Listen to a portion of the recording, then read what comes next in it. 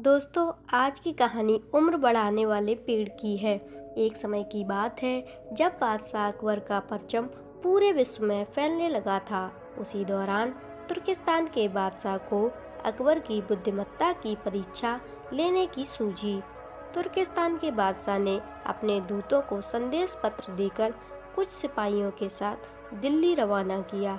बादशाह ने पत्र में लिखा था, मुझे सुनने में आया है कि भारत में ऐसे पेड़ हैं जिनके पत्तों को खाकर इंसान की आयु बढ़ाने में मदद मिल सकती है। अगर यह बात सच है तो मेरे लिए उस पेड़ के कुछ पत्ते जरूर भेजें। जब अकबर ने उस पत्र को पढ़ा तो वह सोच में पड़ गए। इस चिंता से उबरने के लिए अकबर ने बीरबल का सहारा लिया। बीरबल की सलाह पर बादशाह अकबर ने तुर्किस्तान से आए सिपाहियों और दूतों को कैद करने का आदेश दिया। सिपाही और दूत के कैद खाने में कई दिन बीत जाने के बाद अकबर और बीरबल एक दिन उनसे मिलने गए।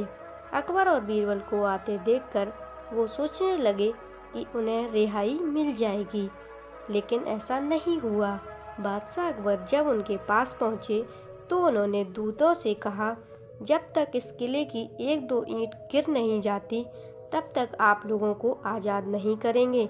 ऐसा होने तक आप सभी के लिए यहाँ खाने पीने का पूरा इंतजाम किया जाएगा। इतना कहकर बादशाह अकबर और बीरबल वहाँ से चले गए। उनके जाने के बाद दूत और सिपाही कैद से निकलने के लिए उपाय सोचने लगे।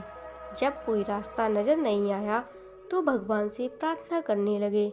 जल्दी उनकी प्रार्थना रंग लाई और कुछ दिनों बाद अचानक से तेज भूकंप आया और भूकंप के कारण किले का एक भाग टूटकर गिर गया।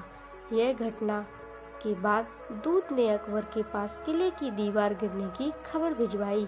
यह खबर सुनते ही बादशाह अकबर को अपना वादा याद आया और उन्होंने तुर्किस्तान के दूत व सिपाहियों को दरबार में प्रस्तुत होने का आदेश दिया। उनके दरबार में पहुंचते ही बादशाह अकबर बोले, अब तो आप सबको अपने बादशाह के द्वारा भेजे गए पत्र का उत्तर मिल गया होगा। अगर अभी भी आपको समझ नहीं आया है तो मैं समझा देता हूँ। तुम सिर्फ 100 लोग हो और तुम्हारी आह सुनकर किले का एक हिस्सा गिर गया। तो सोचो, जिस देश में हजारों लोगों पर अत्याचार होते हैं उस देश के बादशाह की आयु कैसे बढ़ेगी। लोगों की आह से उसका पतन तो निश्चित है। हमारे भारत देश में किसी गरीब पर अत्याचार नहीं होता है। यही होता है आयुवर्धक वृक्ष।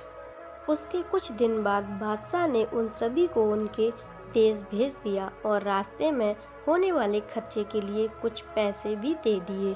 दूत ने तुर्किस्तान पहुंचकर भारत में घटित सारी बात विस्तार से बादशाह को बताई। अकबर बीरबल की बुद्धिमत्ता देखकर तुर्किस्तान के बादशाह ने दरबार में उनकी बहुत प्रशंसा की। तो दोस्तों, इस कहानी से यह सीख मिलती है कि सभी के साथ प्रेम से रहना चाहिए और कमज़ोर पर अत्याचार नहीं करना चाहिए। साथ ही वही देश तरक्की करता है जहां प्रजा सुखी रहती है। तो दोस्तों, ये थी आज की कहानी। कैसी लगी कमेंट करके बताना। अच्छी लगी हो तो लाइक करना और शेयर करना वीडियो को, और उसके बाद चैनल को सब्सक्राइब भी कर लेना अभी तक नहीं किया है तो दोस्तों, मिलते हैं फिर एक नई वीडियो में। तब तक के लिए आप अपना ख्याल रखिए और हंसते और मुस्कुराते रहिए।